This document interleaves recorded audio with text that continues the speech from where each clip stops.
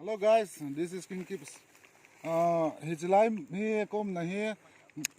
Asama North Kachar Hill District gamahin ki holang hi Hills gamahin chilanga mul ki mu hui hi ale Tamenglong District.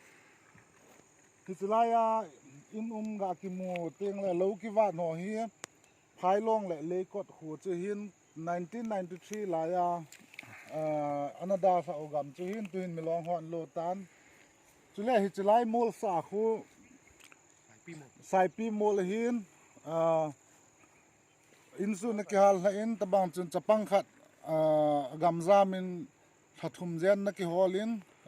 thathum zawa chun mu do hi in tu hin ama jong pathil lung se nen go thang thing hitan ki ho he kalim kamel le vele chun kachol tu win ni thum lang vadung le gamlen ko ma khong hin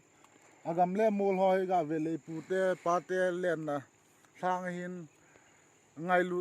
lung se jong umin lung hel jong min chi a chu ke channel